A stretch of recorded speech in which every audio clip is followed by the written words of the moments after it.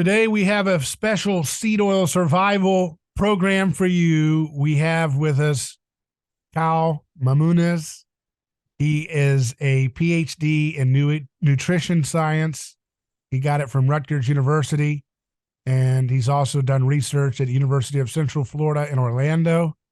And he is very interested in investigating the effects of fatty acids and energy balance regulation. Welcome to the program, Kyle. Thanks for having me. Now, a quick little notice. So we originally had you on back on the Orlando radio show back in 2018, right? And I think it's about 2018. And you debated Frank Tufano, who was a carnivore proponent at the time. And I had been doing carnivore for a little while at the time. And you came on and I wanted to hear your perspective. I had met you at UCF where you were doing your research at the time. I'd done a Mises event where I spoke on mimetic theory and its relationship to the state and state violence. And I talked about seed oils as one of the things that, you know, are an example of how government retards scientific knowledge because it, you know, it ends up subsidizing wrong ideas that get, you know, solidified into academia a lot longer than they would be if there was a more of a free flow of funding going to whatever idea actually works and is real, not that which is, you know, socially calcified and established, right? and I had talked about that in my talk, and at the time I was again more into the carnivore world or keto type world, and you had come up to me and said, there's some other ideas out there, and you had mentioned Ray Peat, so I have to give you credit because, you know, you planted the seed. I believe it was you. I may have seen him before, but really in terms of really thinking about and considering what Ray Peat's world was about. And it took a while for me to fully, you know, get into it. I'm still learning. I was fortunate to have Ray Peat on the show several times, you know, over the years before he passed, and got to know him offline and online. And I actually got to do an interview with him on politics too. So I got to see his ideas represented to the public about political theory. So that was interesting. He really went hard on Noam Chomsky. He just took him to the woodshed, you know, and that was cool. But I do want to just say thank you to Kyle, because you were a guy who was a Johnny Appleseed and planting my, you know, that seed in my head to say, you know what, maybe there's a different way to approach dealing with seed oils and healing from linoleic acid excess without the keto carnivore paradigm being the only path. So thanks for that. Yeah, that's nice to hear. So Kyle, in that debate, you were talking with Frank about how, you know, maybe it's not ideal that we eat everything primarily from animal products, that maybe we do need some other things. And actually Frank Tufano is actually now incorporating a lot of carbohydrates into his diet. And another guy who I had on the program a lot at the time, Paul Saladino, Mr. Carnivore, he now incorporates lots of carbohydrates, and he's more and more drawing towards the Ray Peat world. He's had Georgi Dinkov on, who I've had on several times. So he's moving more and more towards Ray Peat.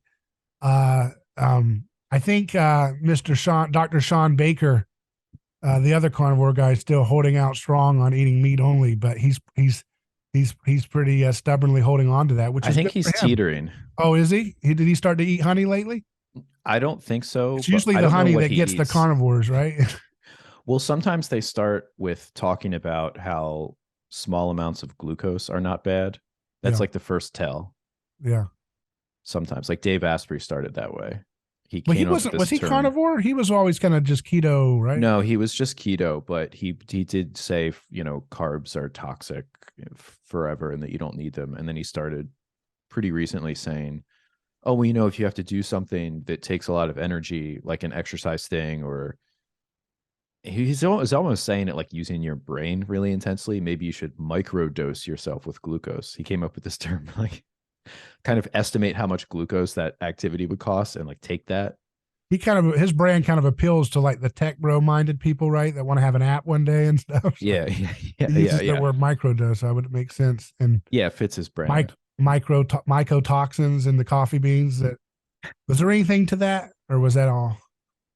Did you look It into seems that? like it was exaggerated, Okay. a marketing thing. I mean, there's mycotoxins in like all farmed products as far as I know, and I guess they last in some of them. I don't know, different processes maybe take them out better or worse. I know it's in the grain supply. There's one of them that, because my PhD lab, the main topic was estrogenic stuff. It was like estrogen receptor, and phytoestrogens. And there's a mold that gets into the grain supply that has that kind of like phytoestrogen type effect. So that's one of the things, like BPA and those other things that were studied a lot for their effects on those systems. And since doing a lot of the Ray Peat circuit on nutrition podcasts, Cal has gone on to join a boy band in Stockholm, Sweden, where he's a pop icon to this day. So that's where we find Cal now, right? Oh yeah. So Big tell us a little bit change. of what you are in Stockholm. Tell us a little bit of what you've been up to lately first, then we'll dive into some nutrition. Yeah, I just switched labs. So normally scientists don't change topics this much. It is kind of a pain in the ass because the way the science career is oriented is that you just want to be like publishing papers all the time, and also like giving talks and sort of at more and more prestigious places. So you don't want to change your field because then you have to learn something new, and that could take like a year until you start publishing papers again. You're kind of starting over. But I'm not really like a career oriented person in that way. So I went for my PhD, which was working with mice on a nutritional science, about fatty acids, like comparing saturated fats and omega-6 polyunsaturated fats, to at UCF, I was just working on bacterial proteins. So I wasn't even working with animals. Mm-hmm. And then now I'm working with zebrafish and trying to see if there's some way I can get them to regenerate beta cells, sort of like when somebody has type 1 diabetes and loses most of their insulin producing capabilities, their beta cells, to see if there's like a way to induce a regeneration. And I'm targeting the bioelectric system specifically. Dr. Ray Peat has talked about in his writings in the past about stories he's encountered from friends where they have their finger cut off, the tip of their finger, and then he puts on a little thimble and doesn't touch it, and the little fingertip grows back. What's going on with that? Yeah, I think that ties back what you're doing with Ray Peat World. I think that works best with children, but yeah, he says it's the CO2. You build up the CO2 pressure much higher than the regular ambient, and it prevents the scar from, because the main difference between, and actually this goes back to Ray Peat stuff more than you think, because what got me on this whole thing is a book called The Body Electric by Robert Becker, which is one of the, Ray has had several scientists that he would reference. So he would talk about Gilbert Ling for certain things and different people. And Becker was this guy that he would talk about with cell bioelectricity.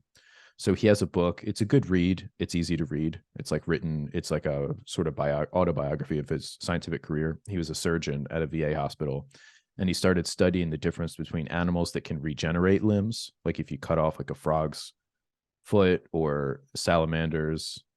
There's certain worms that are like the best at it. Like you could just cut them up into many pieces, and they'll make many worms. And just like whether you cut the head off, then they'll make the whole body on that part. That sounds like government, doesn't it? Right? You just keep cutting and it just keeps going.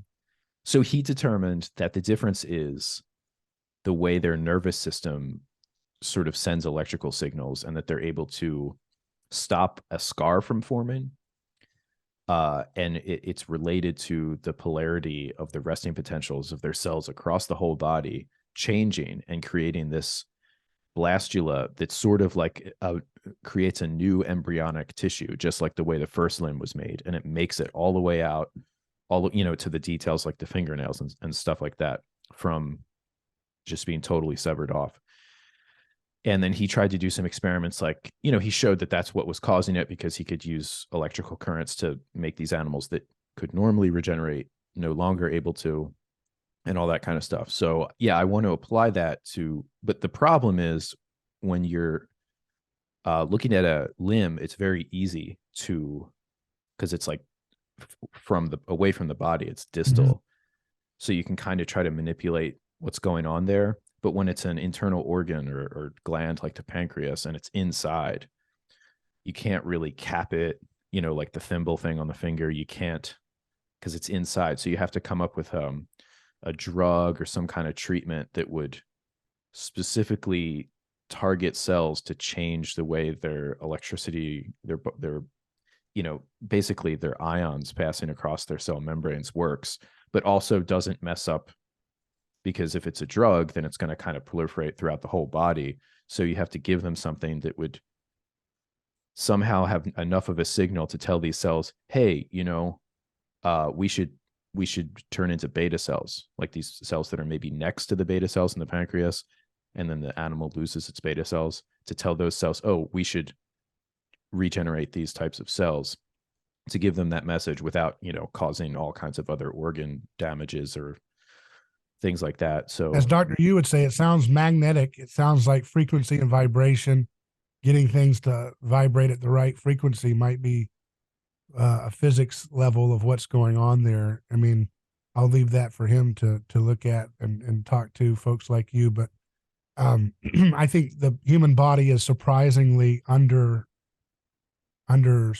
like misunderstood, right? In terms of what it's actually made up of. I mean, maybe you would be more conservative in that statement because you work in the field and you feel like, well, no, actually we know a lot, but maybe, like you mentioned, Gilbert Ling, I mean, he has kind of a heterodox view, right, of the cell. I don't know as much about that. Do you agree with Gilbert Ling's view? And would that suggest that the modern scientific establishment has a different understanding of what the cell actually is? Yeah, I agree with, I take sort of a dialectical synthesis on the Ling and the mainstream stuff. So Ling, his main kind of thesis is the cell membrane isn't just this barrier with a bunch of pumps in it that allows certain things in and certain things out, because that's kind of the mainstream model of how life works, all the way, bacterial cell all the way up to our cells. And his model was that the proteins that you make out of your genes create the cell, and then it's those things all stuck together, because inside the cell, like unlike those kind of cartoons in a medical or physiology textbook where it's like a circle and there's a lot of space, and then there's like a thing, like here's a mitochondria and here's a Golgi apparatus or whatever. It's actually super tight. Like there's no space in the cell. It's just proteins on top of proteins on top of proteins, like micrometer distances of space available. And that this fundamentally changes the way that the water in the cell acts, because one of the easiest examples, if you've ever had like microscope slides or any kind of glass things like that, and if it's just two pieces of glass, you could put them against each other and pull them apart, it's fine. But if they're wet and you push something like that together, it has this weird sticky effect where they're hard to pull apart and you have to kind of shear them, because when there's just a few molecules of water like that, it doesn't flow anymore like normal water that we're used to in a glass, where there's millions and billions of these water molecules. And so that's how it is in the cell, which is why the cell isn't just like our cells aren't just gushy, they're firm. And so he claims that you don't have to have any of these pumps to explain the differential ions inside and outside of the cell, because the proteins that make up our cells will grab and hold certain types of ions and exclude others. And as they're working and doing their jobs, they're kind of pumping in and out these things themselves, and sort of like breathing in a sense. However, so he went on to say that these pumps don't exist. The problem is there has been a lot of science where they've shown that at least proteins that perhaps not work the exact same way as the medical textbook would say, where it's like, it pumps in 2 of these and pumps out 3 of those, in this very mechanistic way. But there do seem to be proteins around the outside of the cell, like pretty provably, that sort of allow some ions in and push out others, and like some drugs. That's usually what antibiotic resistance is. Like in a bacteria that has an antibiotic resistance, it usually has the ability to recognize a toxin and like pump it out before it kills the cell, whereas its neighbors that don't have that resistance can't push it out faster than it's coming in, and then it poisons some step in their metabolic process, and then they die, and then the one with antibiotic resistance goes on to reproduce, and then you have a whole population that's resistant to it. So I think, but having said that, even if you denuded the cell of all of its what I think are probably there, which is some types of channels and pumps and all these other things, it would still have a differential of ions because of I think Gilbert Ling's main idea about the cellular constituents themselves doing this work is also correct.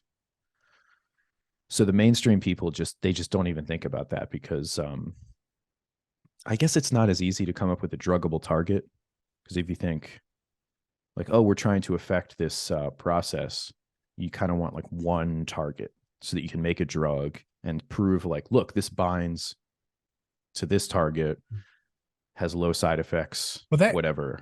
That gets into the premise of one of the things I said in my talk at UCF those years ago, was that, and maybe that's why you came up to me and talked afterwards, is something about that, when government involves itself with, creating this system that incentivizes finding a new drug that can be patented to advance medical knowledge or disease treatment, that's going to mutate and warp funding, research, everything, thinking towards that paradigm, and as Dr. Ray Peat has shown, you don't really need new drugs to solve 99% of the things that we're finding, chronic disease, acute disease, infectious disease.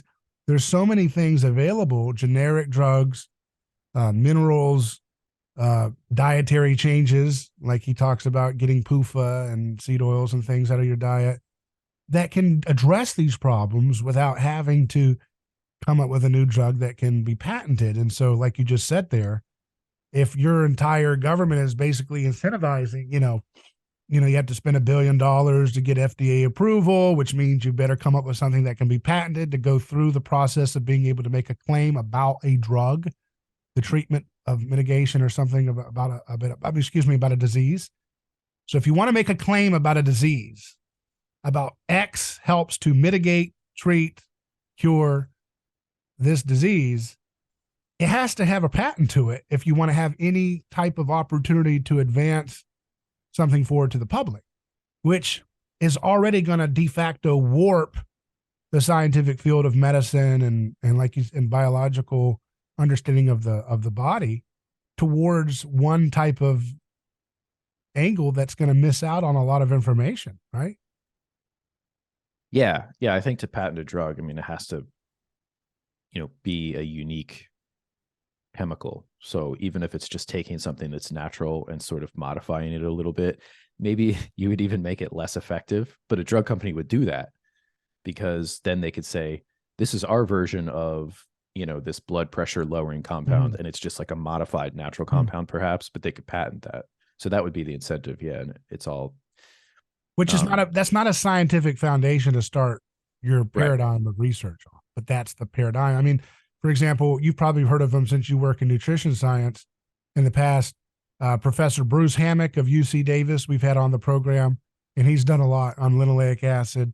And he did some work showing, severe amounts of leukotoxin diol in the patients who had severe ARDS with, COVID-19. Those were higher, they had higher cases of severe ARDS when they had this leukotoxin diol buildup that was caused directly from eating high omega-6 rich foods, right? And he said, that they were only able to publish that because they're in the pursuit with government grants to find a drug to stop some of the mechanisms of having an omega-6 rich diet, right? Oh, okay. Rather than the government had given them a grant to help them actually, the grant that they used to research some of the effects of these omega-6 foods in the diet are the grant, the purpose of it is to help folks get over their opioid addiction, right? Because so they have a grant for that, and it's the idea of creating a drug to block the negative effects of eating omega-6 rich diet. So everything is in the purpose, is in the service. Even for a great scientist like him, it has to be in the service of something that can be patented in order for them to even find the means and the power and the staff and the research funding to even explore the science, which again is something that government is artificially incentivized with its corporate oligarchic friends that really distorts the field of information and what we can know, right? Yeah, you can get grants for stuff that's not going to end up as drugs, but that would be for, basic research that if you're going to get the money to do clinical research on something, it's probably, like you said, because it costs so much money to go through the process of getting something okayed, even to just test on people, let alone bring to market. Just to get it to the point where you could test it on people would be, I guess, millions of dollars, tens of millions of dollars, maybe, and then after that, yeah, like you said, the numbers are goofy. It's like, how does it cost $1 billion, but somehow these drug companies show like, well, we had to do this and this and this. So yeah, that kind of stuff. Yeah, there's very little of that kind of science that can be done without a product at the end of the line that would recoup the funds. Which is not a scientific foundation, is the point. Right. That's not anywhere in the scientific method of when you're trying to create a hypothesis about, you must first decide whether this line of reasoning will result in a patented product that you will be granted a patent for. That's not. Yeah. Well, a lot of these fields have kind of left they're still called science, but like medical chemistry or, any of the fields that would end up making something that could become a drug or some kind of type of treatment that could be patented and sold at high prices. At that point, I mean, a lot of the stuff they do, it's not strictly science. It's definitely adjacent to science. But if you're just kind of fishing, like you're not trying to ask what's causing this disease or what would cure it.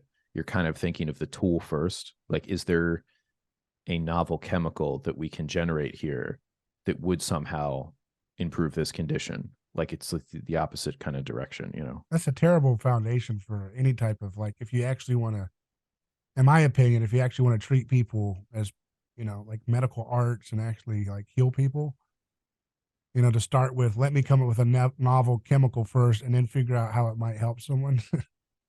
It's kind of scary. Right. Yeah. And the whole system costing so much kind of crowds out anybody else as well. What'd you say? Sorry, I didn't. The whole process costing so much kind of crowds out. So yeah, it'd be very hard to compete for some person that, even if you had an idea for a certain drug, I mean, what would you do? You would have to bring it to one of these big companies because they've sort of made it such that you have to have $1 billion of capital to even try to have a treatment. So, I think you would probably agree, right? That like what Dr. Ray Peat and others have said is that this linoleic acid rich PUFA seed oils that we have in our diet is probably the biggest health crisis in the last century. Would you say that's correct in terms of what it's done to people? Oh, that's hard to say. I think it's a problem. I think it's an underlying problem of a lot of chronic conditions, mostly metabolic. I think it's just sort of like if you imagine a normal distribution of like a lot of people are going to be in this weight and their glucose metabolism is going to be in this zone, this normal zone. And then there'll be like people on the left that are underweight and maybe, like more skinny than would be healthy or whatever, like people that have a hard time putting on weight, and then people that are overweight. I feel like the infusion of nutrients that are sort of not the body, it doesn't work the best with them, sort of shifts that normal distribution to the right. So like everybody's just a little bit less well at glucose handling, or like a little bit more fat than they would normally be under a different diet. But it's hard to say because there's so many people that could just eat junk and still be okay. So it's not one of those things where if somebody just, I'm sure there are plenty of people out there that could just drink vegetable oil and not have negative effects for a long time.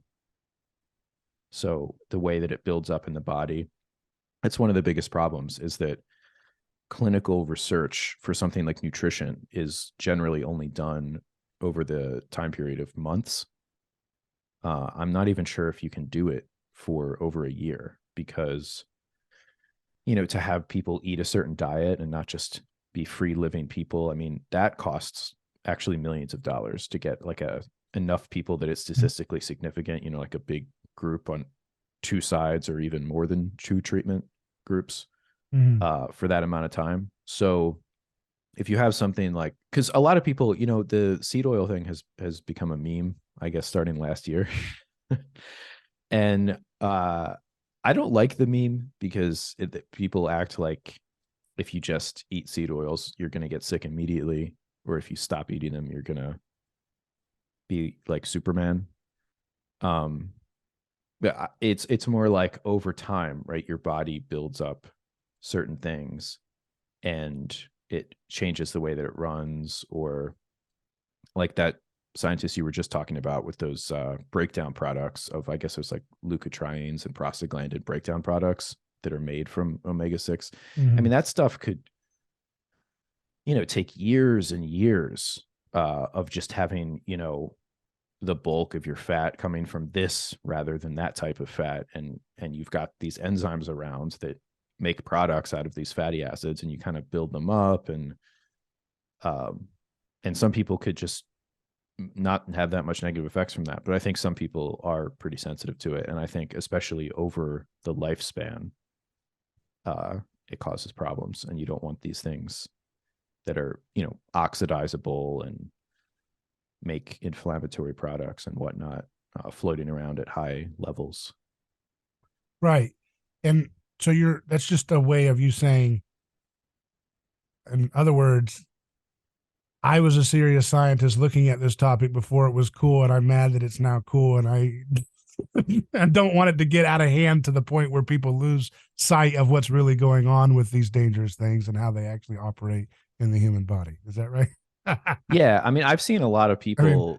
We got to redeem the meme. In other words, we got to find out what's actually, you know, let's not make this another gimmick. And I totally agree with you, which is why I'm having you on instead of, you know, just playing the easy route of doing memes, because then it just becomes another fad that people discard or don't actually understand what's going on. And then it burns out because there's misinformation that comes along with the way people receive the information. Right. And then it kind of discredits something that may actually have a much more important, understanding that people should figure out, right?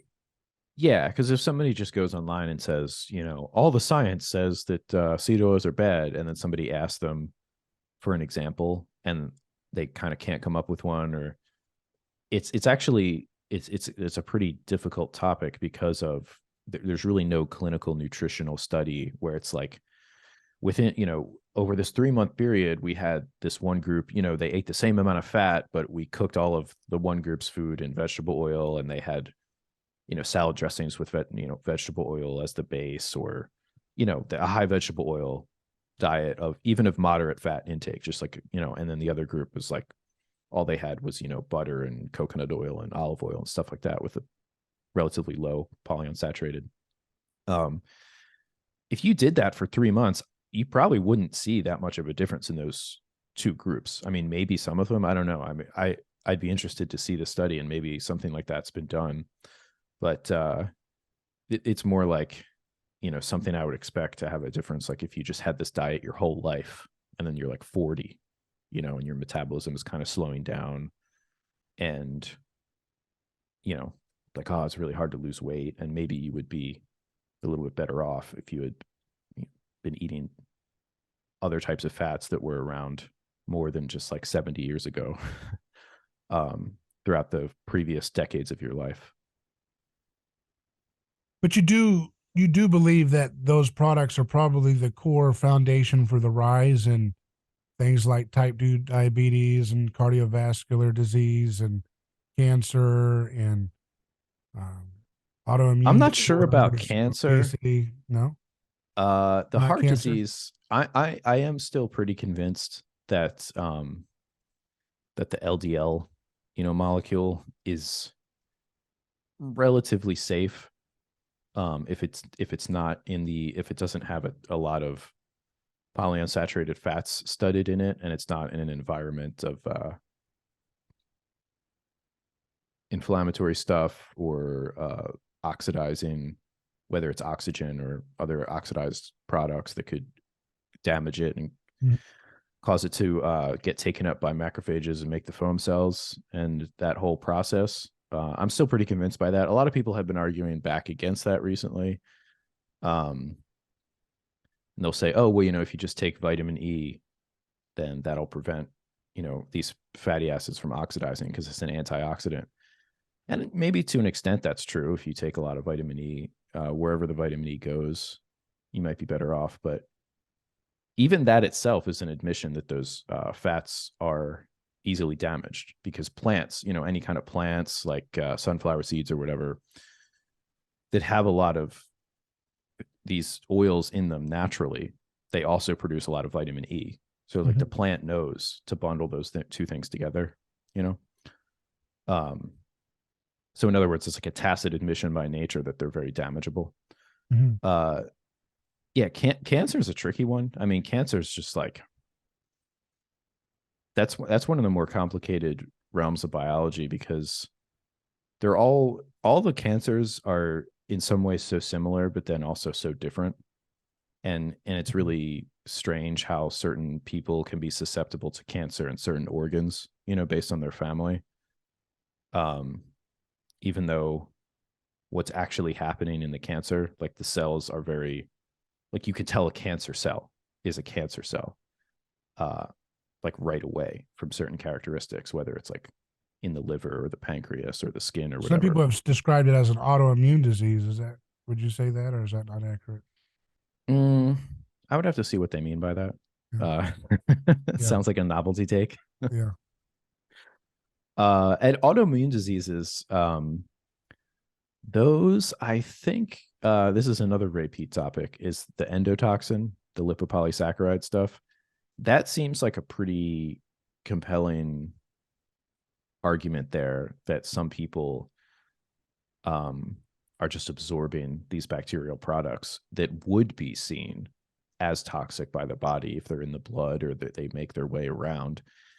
And yeah, if they sort of, because the autoimmune is not that well understood, and the medical people sort of just wave their hands and say, oh, the body just decided one day that this type of cell, this specific tissue of yours is foreign, kind of tagged it as like a foreign agent. It's not supposed to be there, and has been attacking it sort of the way it would if you had an infection. And so, yeah, some type of bacterial products sort of getting associated with those tissues seems like a very like plausible explanation for that. And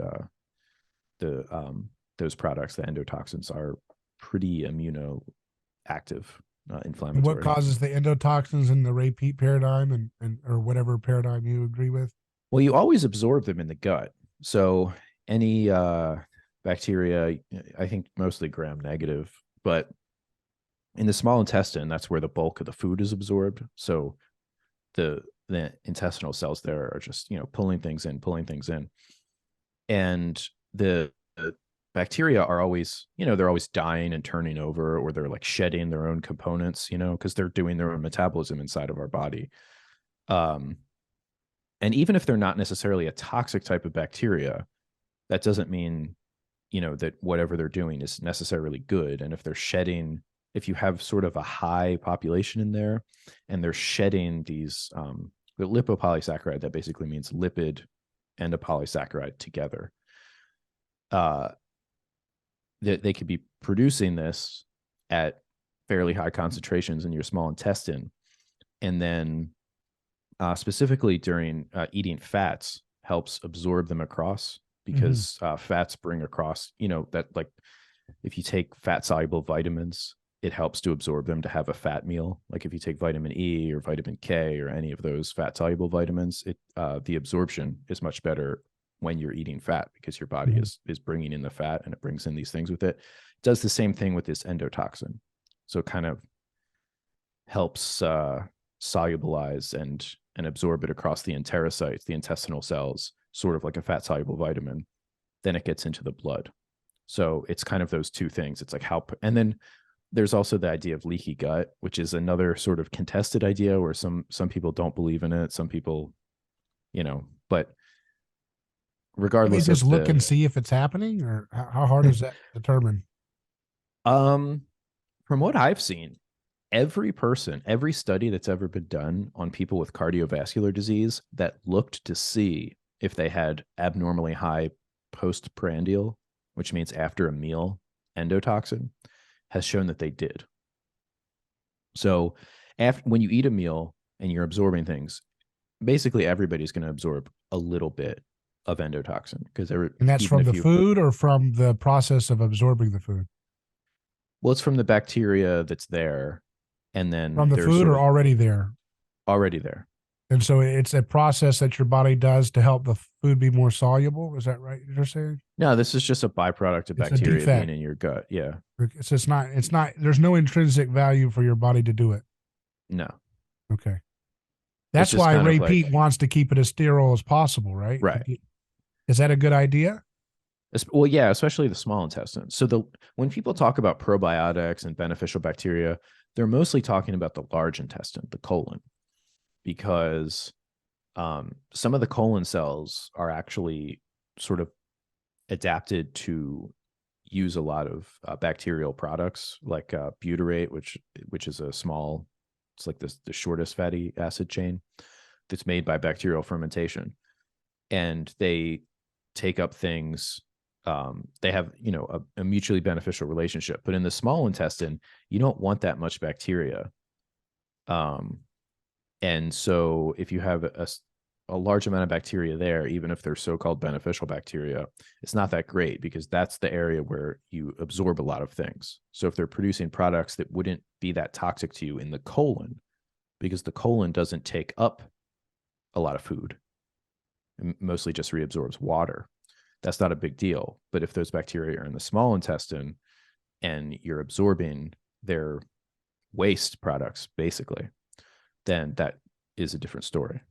Is what you're saying there and what Ray Peat says there in congruence with conventional textbook nutritional science, that your small intestine needs to be rather sterile, or they don't have it? I don't know if they would say sterile. I mean, one of the problems with the microbiome field, the gut microbiome field, is that they really don't specify very often when they're talking about these things between the small and the large intestine. They just throw it all together.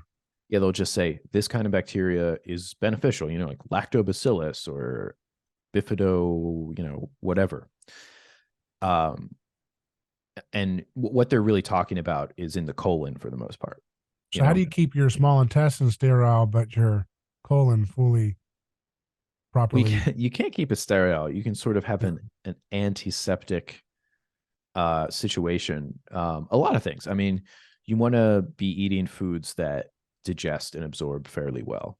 Like so honey, well, yeah, I mean, Coca-Cola, simple carbohydrates, they do that. They're kind of Mexican Coca-Cola, digested right? At all. Yeah. The so Mexican Coca-Cola is antiseptic because it's not gonna take a long. Basically, like, I mean, some people can eat hardcore roughage, like raw cabbage and just stuff is very, has a lot of fiber, or it like dense starches, and be fine. But if you have like a sluggish digestive system, right? So the farther down your intestines the food travels, and the longer it's there, that's the more it's exposed to the bacteria.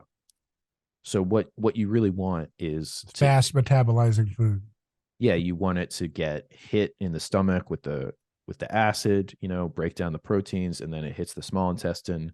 It gets hit with the bile and the pancreatic enzymes, and just pull in the carbohydrates, pull in the amino acids, and pull in the fats, as fast as you can, the vitamins and everything, because that does two things. I mean, it gives you more nutrition, which is good, and it prevents those same things from going to the gut bacteria. So the slower your digestion is, the more digestion the bacteria in your gut can do. What are foods that promote slow digestion, like meats and stuff like that?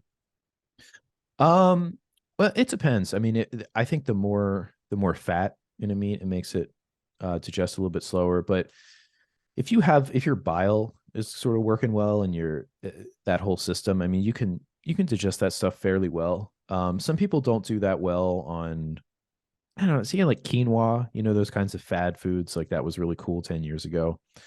Some people that is very hard to digest. Obviously, like, some people eat corn and they see it in their poop, uh, and so that suggests it was only partially digested. Which means it's contributing to endotoxin buildup in the small intestine, maybe. Could be, yeah. A lot of that's what he talks about. Starches are right a lot, like breads and pastas are going to contribute to endotoxin buildup, right? Yeah, although I think there is a sort of genetic component to that, because if you're descended from a population that's been eating those foods for a while, you could probably digest them a little bit faster. I don't know. I feel okay eating starches. I think the thing that's All hardest types of to starches. digest. Yeah, yeah, I think so. I mean, I'm not like I would eat a raw potato. Yeah. Those raw vegetable platters that people have at parties where there's Yeah. like a vegetable Broccoli. oil dip in the middle, and it's just raw broccoli and raw, like, the carrots, that's fine. Obviously, that's a Pete thing. And then half of the things are fruits anyway, like the bell peppers and things like that. Although I guess they could digest kind of slowly. It depends how you do with fiber. But the things like the broccoli and the cauliflower raw, that stuff could be pretty hard to digest. Would that include like spinach and kale and those kind of leafy greens too, or hard to digest? Yeah, yeah. You should really cook those. Yeah. And then fibrous fruits, right? Like that's why Ray Peat says you should cook fibrous fruits like apples and bananas and pears if you want to eat them, right? To help break down some of that.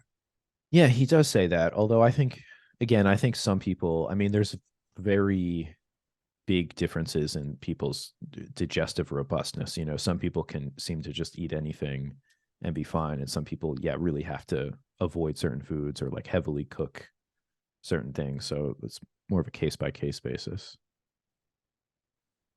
So gelatin would be something he talks about a lot too. Is that pretty good for preventing endotoxin, or is that for other benefits that he's talking about that? I've heard about that for that somehow it sort of interacts in the digestive process, but I've really looked into it. I mean, the gelatin or the collagen, I think of that more as just a way of balancing the amino acid profile of foods. Because when we eat meat, that's the perfect amino acid profile to rebuild our skeletal muscle, which is a huge part of our body. Right. But throughout the rest of our body, we have a lot of other proteins, like in our skin and in the bone matrix and in the joints, that have a different ratio of the amino acids. This is the problem with vegetarian diet too, is that what builds the plant's body is very different than what builds animal bodies. So if you eat plants, you have to really go out of your way to mix all different types of plants to get a decent amino acid profile in your diet. With animal foods, you generally get what you need, but the ratios of certain things, if you're just eating muscle meats all the time, aren't quite right to replenish the whole body, including like the skin and the joints and everything like that. So if you eat collagen, you get a lot of glycine and proline and a few of the other amino acids that are a little bit less like underrepresented in the muscle meat compared to like the whole body. Yeah. Do you think that Butyrate is something people should consider supplementing with if they need to increase their gut health and they're having a slow digestion? Yeah, I think it's worth trying. From what I understand, there are people that take it and resolve gut symptoms, and there's people where it doesn't really have an effect. It's certainly not dangerous. can your body become dependent on it? From what you understand, starts if you become dependent on it, so therefore you have to, when you get off of it Right. over a long period of time, it might produce Well, less acid than you used to. I don't know. The theory is that if you take it, you will be nourishing the colon cells that want it because they want it from a normal, healthy bacterial fermentation in that part of the colon that maybe is not happening. Right. So if you do start to nourish those cells, that they would do a better job of moving things through, and it would sort of fix up the intestine a little bit and maybe correct that bacterial situation such Mm-hmm. that like so that's the idea, is that it would be something that could sort of knock things back into a healthier balance. So that would But help with the endotoxin theoretically or some. yeah, anything that speeds up, even if you address an issue in the colon, it could just, because the whole intestine is sort of in a constant communication, like if there's a toxin that's perceived, and like if you get food poisoning along any, if it's noticed by sentinels, at any point in your gut, the whole thing has to work together to make you either have diarrhea or barf it out, right? Because it's like the snake, like if the snake doesn't move in a coordinated fashion, it's not going to slither along. It's just going to kind of spin in a circle. So it's the same thing with your gut. Like if you're actually going to like push things through with a spasm, with like diarrhea or anything like that, it has to be a pretty coordinated rhythmic contraction. And so these things are always talking to each other along the whole length of the gut. So yeah, if you have a situation of too much bacteria or the wrong type of bacteria in one part of your intestine, it can affect the others. Let's talk a little bit about sugar. That's something that a lot of folks who have come to my show, again, I came from a more low carb, keto informed world. And again, I'm still investigating this kind of Ray Peat approach in my own life and so forth. But uh, people are scared of sugar, and people are scared of fructose. They're scared. There's a lot of information about, hey, you eating tons of fruit and you're already metabolically damaged from too much excess linoleic acid and seed oils, then perhaps you need to be careful with eating, large amounts of fruit and honey and that type of sugar, because you're gonna really hurt your body. What would you say to that as someone who's a nutritional scientist looking at the information available?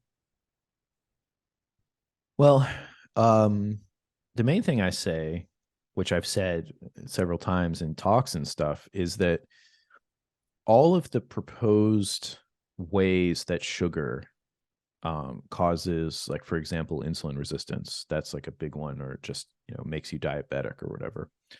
The science is very thin on that. If you try to follow those claims back to like studies, whether it's in humans or animals or whatever, it's very unconvincing. There's actually a lot more information that a high fat diet, if you're also eating, so a mixed diet, like a lot of fat and a lot of carbohydrates, and I would probably say, especially if it's a lot of vegetable oil type fats, seems to be the most associated with causing a type 2 diabetic type state. And that all of the studies, if you look at whether it's animals or people, if they're put on a high carbohydrate diet, even with a lot of sugar, but very, very little fat, it does not cause. So, in the low carb conception, that would be the absolute worst diet possible, right? Mm-hmm. Tons of carbs, high sugar, very little fat, and whatever normal protein, whatever the protein is. So that should cause the most insulin resistance, but it does not. In that kind of diet treatment in people or in animals usually reverses metabolic problems. And So that's that's very the kind high of, carb, yeah, very low fat, and moderate protein, right? And yeah. is there a caveat between starches versus fruit carbs on that? Or Not in the science, because I don't think it's really done that way. I mean, sometimes they'll have something where they'll feed rats, a starchy diet, but then they'll also put sugar in the water. Like Mhm. that's a popular one. Because if you put sugar in the water of rats, they'll drink it And if they're just on a normal diet, like a moderate fat diet, sometimes they'll get fatter. But if you specifically keep the fat down, giving them access to whether it's like sugary, liquid sugar or solid carbs and solid sugar, it's very hard to make them fat. So that's the kind of science side of it. As far as, people, it's sort of a mixed bag because, yeah, if you're living in a world where the food is not so great and people's lifestyles are not so great, stressful, maybe not a lot of activity, and they're drinking a lot of like big gulp sodas on the run. If they cut those out, they might lose weight because they're just cutting out calories, but that doesn't mean it was because it was sugar. If they cut out those calories from some other thing, like if they were eating a bunch of donuts that have a ton of fat in them and they cut those out instead, they probably have the same effect. So sometimes, it's like if you have a headache and you take some type of medicine and it makes your headache go away, that could be true, but that doesn't mean that having not had the medicine in your system before caused the headache. Like, so, so to say like, because somebody could come up to me and legitimately say, I lost, 30 pounds by just cutting out sugar. And that could be totally true. And also at the same time, it doesn't mean it's true that eating sugar caused them to have those 30 pounds. Those could be both true at the same time. If someone is overweight, do you think that they do need to restrict calories to some degree, even if they do a Ray Peat diet, if they have a serious problem with that? Or do you don't think so? Ray Peat says, sometimes you got to eat 5,000 calories, but I think a lot of people wouldn't do well on that, in general in American diets, and they're trying to transition to a Ray Peat style, high carb, low fat, moderate protein diet, like you talked about. Yeah, I think it depends. Some people, when they switch to a diet like this, they start being able to burn a lot more calories. So they're counting their calories, they're charting things, and they're like, look, I'm eating a lot of calories and I'm not gaining weight. That's great. And yeah, some people do. It's pretty notorious, like probably half the people that try Ray Peat ways of eating, because they just start drinking like a ton of orange juice and eating Haagen-Dazs ice cream and these other Ray Peat meme foods. I gained weight on the Ray Peat diet. I've gone up and down actually, because I went from a more carnivore type diet. A little bit. I don't know if you know the Agenus Vonderplanet's name. Mm-hmm. He passed away a few years ago, but he was like a raw animal foods guy. But he also said he advocated raw milk a lot and cheese made from raw milk and just raw everything, raw meat, fruits and vegetables, and just everything raw. And so I did that kind of thing for a while, and then I started eating just different forms of low carb diets.